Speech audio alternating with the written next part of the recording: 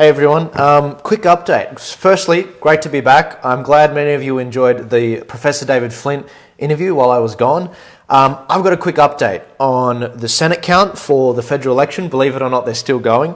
The post-mortem on the Liberal Party and also some of the Freedom parties, where do they go from here? And also the World Health Assembly and the international health regulations. Now, if you're just tuning in now, give this a share, get it out there.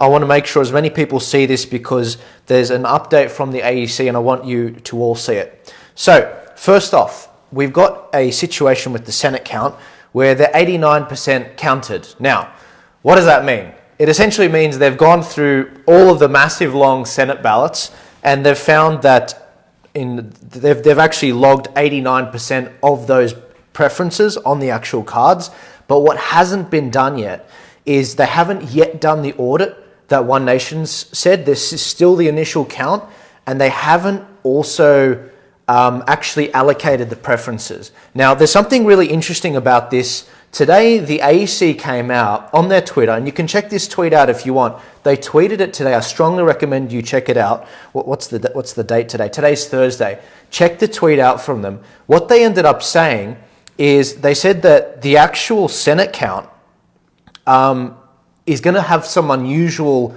preferencing. Now, how do we know that? Well, in the lower house, what they found was there's 151 seats. In the lower house, they found that there's 75 seats where it has to undergo a full distribution of preferences. What that means is essentially they are not sure who's actually going to win the seat 100%. They're not sure 100%. Now, I'm not saying a Freedom Party person's going to get up in the lower house, not at all. But what it's showing is there are 2 times as many seats this is happening in than last election, which is indicating, and this is the takeaway, that people are preferencing differently, twofold, compared to the last election.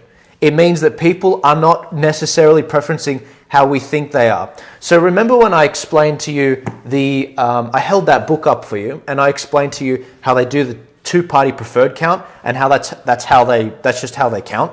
Well, it's based on an assumption that the 2 major parties are actually going to win in that area based off polling. But that's actually, in 75 seats, they might actually be wrong on this. So look, I don't know where that's going to go with that. I'm not saying a Freedom Party person is going to get up in the lower house, but that's something to watch. Check their tweet from the AEC today. I thought that was really interesting because what it's doing is it actually indicates that there is a strange preferencing situation going on. And I think that might actually translate into the Senate. But I'm not here to sell you hopium. I don't think we're going to see anyone get up in the lower house, but in the Senate, I think we will see quite a few people get up. Now, let's move on. There's the topic of the Liberal Party, and this is something I really want to talk to you about. So there's 400 of you listening right now. Give this a share. Get it out there. This is really important. I want to firstly talk about the Liberal Party and their post-mortem. And I want to secondly talk about exactly what's going to happen with the Freedom parties after this. Now, after an election, especially one where you got absolutely smashed, which was the Liberal Party, there's this post-mortem which happens like you would on a dead body. And the Liberal Party have been going through, and you might find this boring, but this is actually really important. They go through and they try to work out exactly where they went wrong. Now, I've been really happy to see that a lot of the lefties in the party, people we call the moderates, they're not very moderate. They are led by a guy called Alex Hawke. And we've talked about Alex Hawke before. He's the guy that controls the numbers that kept Scott Morrison in power for a very long time. He essentially got Scott Morrison the prime ministership because in the Liberal Party, you vote on who's going to be the leader of the party. Now, there have been some conservatives that have come out over the last few weeks while they've been doing this post-mortem. People like Alan Jones, Tony Abbott, Peter Credlin, John Howard. Some of them have named Alex Hawke, and some of them have alluded to him as a power broker, essentially saying that he was divisive and he completely blew any chance for the Liberal Party to get up. How? Well, for those of you that have been listening to me quite a lot, you would know that there were these things called captain's picks. In New South Wales especially, we saw a situation where the Liberal Party were essentially the Liberal Party membership and the state executive, the people that control the Liberal Party in New South Wales, They wanted to pick candidates for their areas. But Scott Morrison, Dominic Perrottet, and Alex Hawke, they had other things in mind. They ended up picking 12 seats that went against what the area wanted. It went against the democratic process in the Liberal Party. They were picks where there were 12 areas, 12 candidates, where these particular areas, the Liberal Party membership said, we want this person. People like Dominic Perrottet, Alex Hawke, and Scott Morrison all said, no, we want someone else. We need more women. We need more people that we trust that have kissed the ring of Scott Morrison, and that's what we want. Now, that's completely undemocratic. So, how did those seats end up going in the election? Well, and this is why I'm sort of laughing. 11 out of the 12 seats lost that seat, proving that that decision to override the membership was completely wrong. They completely stuffed up. And I am so glad to see that Alex Hawke is getting his comeuppance. He had an 8-point swing in his own area. That's huge. He's now sitting on a 10% margin. It's not a very safe seat anymore. And what I'm seeing in front of me is a situation where the Liberal Party are actually moving more conservative. Now, does that mean we trust them? No, not at all. We will continue to hold them to account and demand better from them. But what I'm seeing right now, the lessons that need to be learned by the Liberal Party, it's coming through really well. And if you look at the cabinet pick, I'm glad I remembered this. If you look at the shadow cabinet, which mirrors what the actual cabinet is from Anthony Albanese, the shadow cabinet is made up of people in the Liberal Party and the National Party. It's made up of all the Conservatives in the Conservative Party, in the Liberal Party. People like Luke Howarth, he is in the defence portfolio. He is the head of defence personnel and resources. That is a phenomenal position. Luke Howarth, if some of you don't know, he voted with Craig Kelly and George Christensen, people we like, for jab freedom. And he crossed the floor, even though his party didn't want him to do it. He crossed the floor and he voted with Craig Kelly and George Christensen so that we have freedom of choice on the jab. That guy, he kept his seat and he kept his margin. He didn't lose his margin significantly. That's phenomenal because it shows that the votes were there from freedom candidates. If you wanted to keep your seat, it was there for you to take. But in seats like where Alex Hawke had done his undemocratic process and Scott Morrison wanted people that had kissed his ring, they got smashed.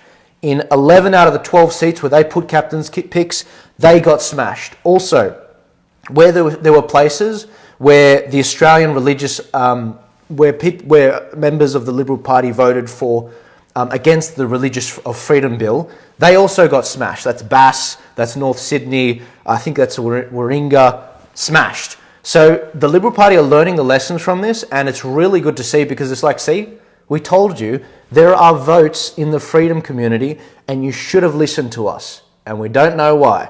Now, the Liberal Party also has to take a lot of lessons from this because in New South Wales, in Victoria, the poll has been set.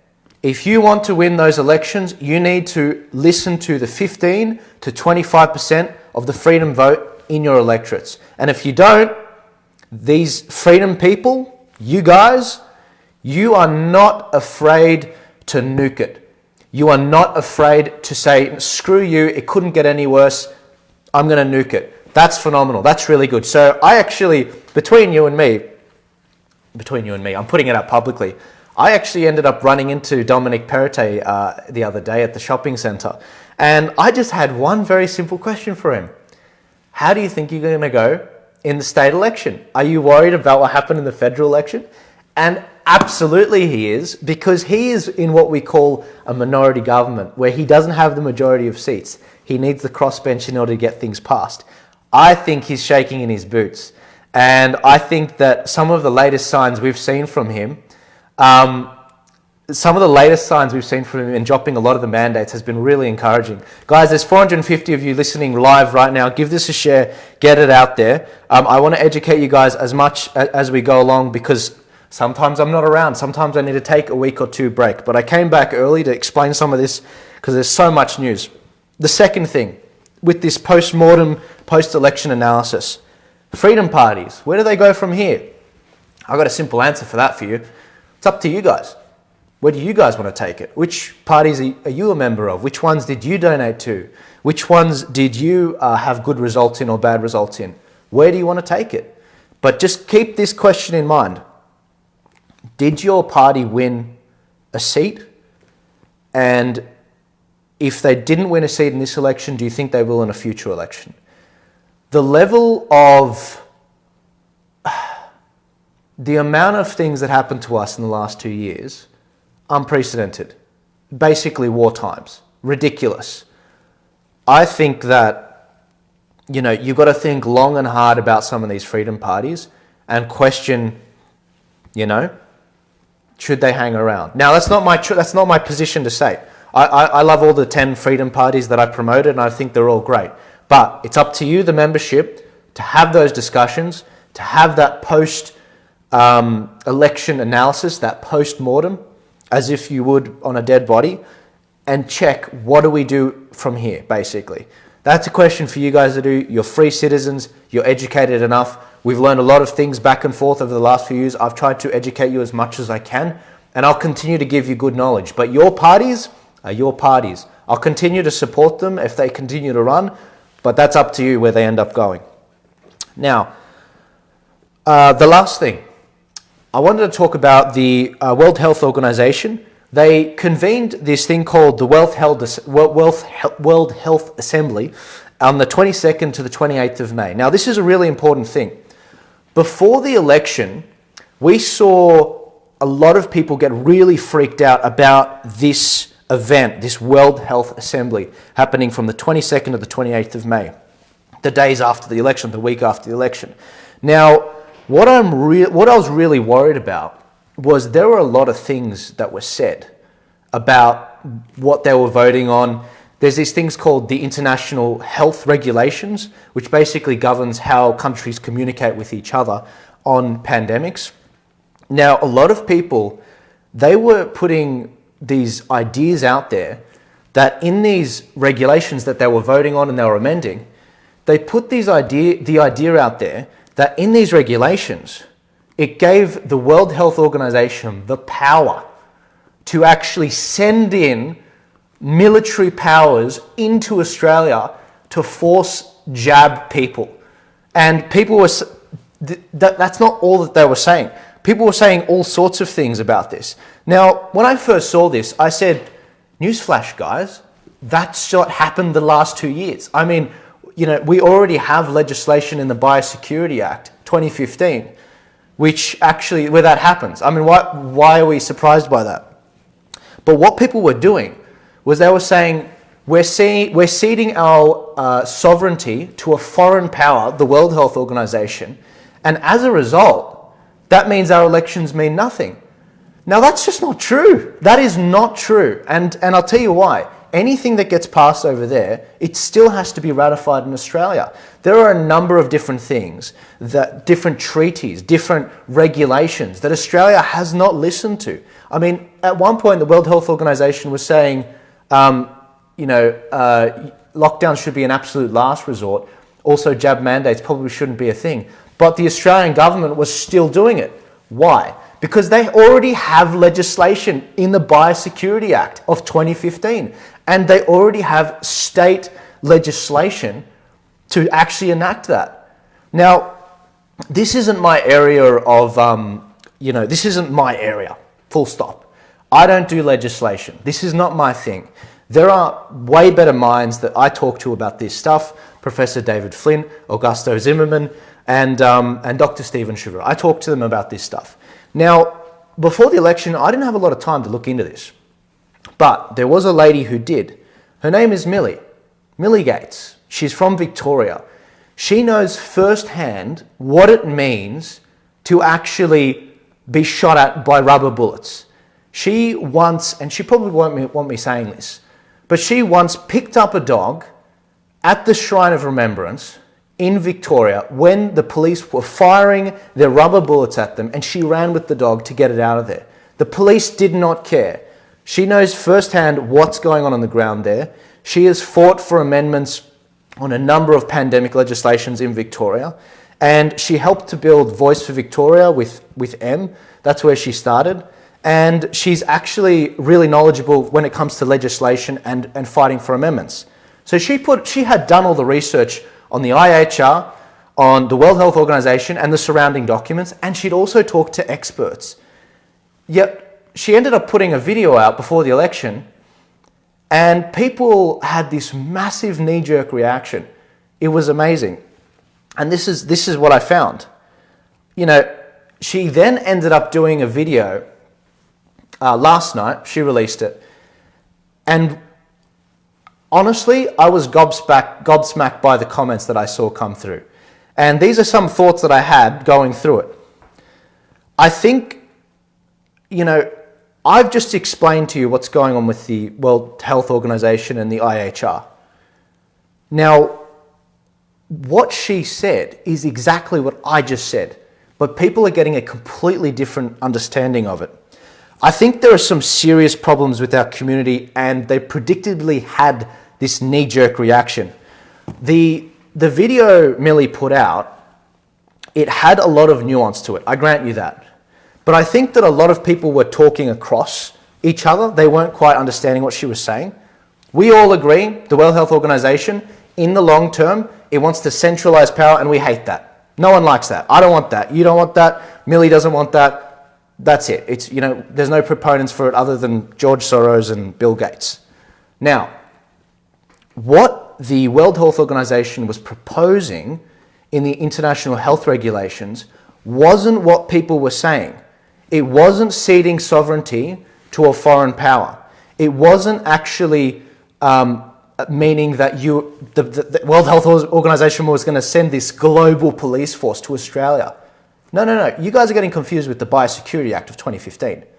The World Health Organization may want that in the long term, but that is not what was actually in the international health regulations. That's not it at all. What they were pushing for was better communication between countries. Now, I'm not saying I support that, not at all. I'm not saying that, you know, that the World Health Organization's good. No, not at all. Remember, World Health Organization, bad. They were wrong on a lot of things. But what people thought Millie was saying was that the World Health Organization is actually fine. There's nothing to worry about. It's all fine and dandy. That's not what she was saying. She was saying in these particular World Health Organization rules and regulations that were being voted on at the World Health Assembly, they are not the demon that you think they are.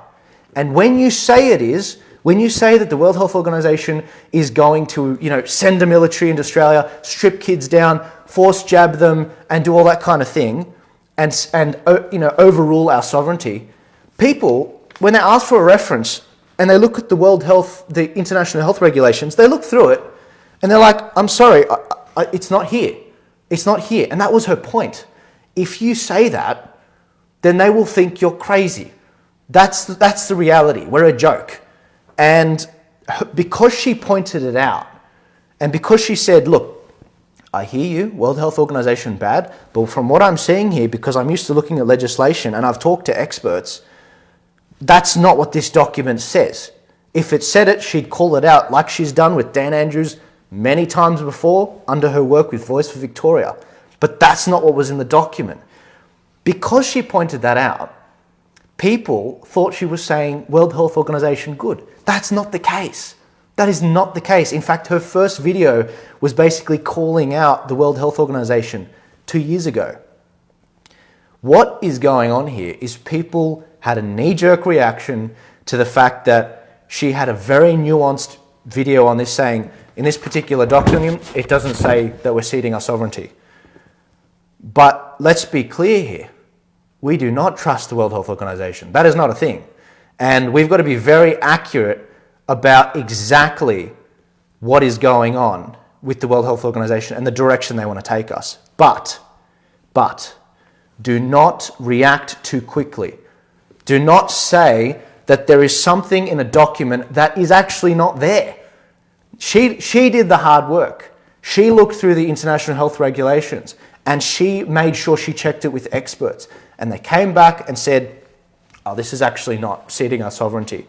One, it has to be ratified through Parliament. There's got to be a vote that has to be done, and also has to go past the people in a referendum if it's going to amend the Constitution. Also, the international health regulations, they don't actually say anything about forced jabbing people or ceding sovereignty to the WHO. It's just about improving communication to the actual, to different countries. Because if you remember, in the early days of the pandemic, China, didn't communicate with other countries, letting people know that there was human-to-human transmission. They allowed the virus to spread to the rest of the world, and they closed down transport in China, but they allowed their own citizens to go to the rest of the world, and it ended up spreading the virus.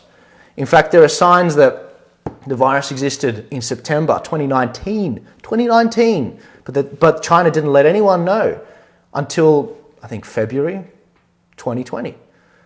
That is where the World Health Organization is coming from. Now, for the 1 millionth time, I'm not saying the World Health Organization is good. Not at all. I do not trust them one bit, and nor is Millie. But we have to be accurate. We cannot have a knee-jerk reaction, because what ends up happening, guys, is they look at you and they're like, oh, he's crazy. She's crazy. They're saying that a foreign military is going to come to our country and basically force jab and strip my kids of their clothes and force jab them. And we're ceding our sovereignty. And our elections don't matter anymore. When in actuality, that is not what was in the World Health, international health regulations. That's what Millie was calling out. Yet because she did that, she copped some of the most vile comments I have ever seen in my own comment section. That is disgusting. Someone just said, George Savras, all good, Joel, but giving these people an inch means that they'll take a mile. No, I hear you. I hear what you're saying.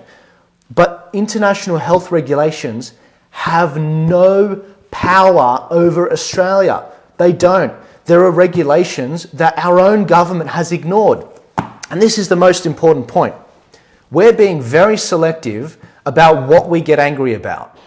If you look at the Biosecurity Act of 2015, even the Health Act of WA in Australia, it already says everything that you're worried about. It already has it there.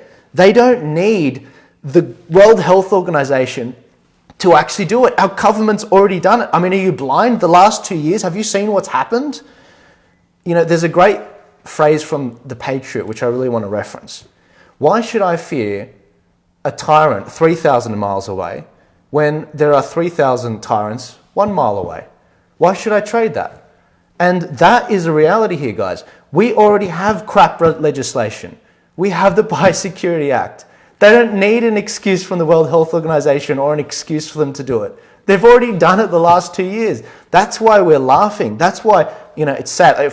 If I didn't laugh, I'd cry. That's why we're upset. That's why we've had all these things happen to us.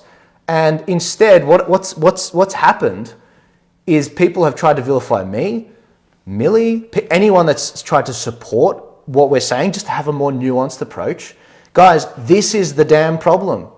If we as a community cannot come together and recognize exactly what is in front of us, then we are absolute fools.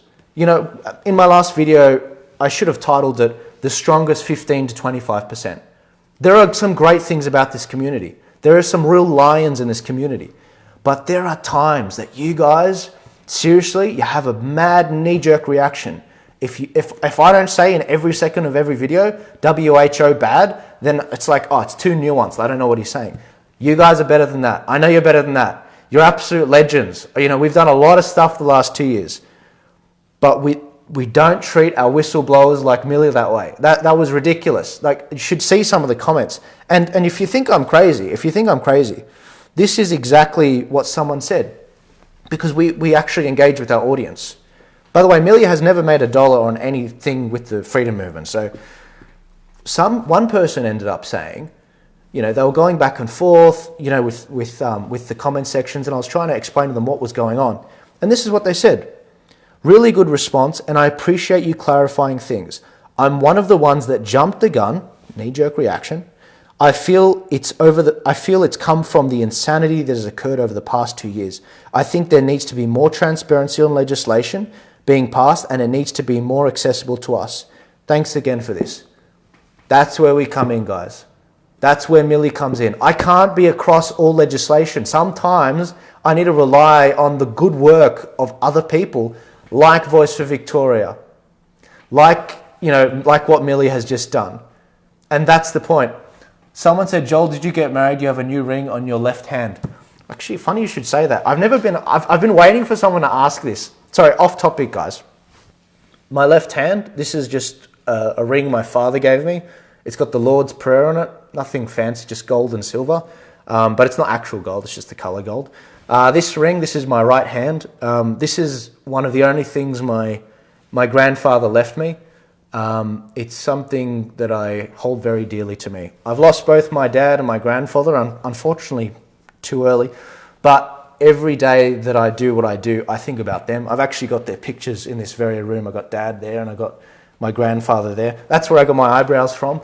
But thanks for asking. I'm not married or anything.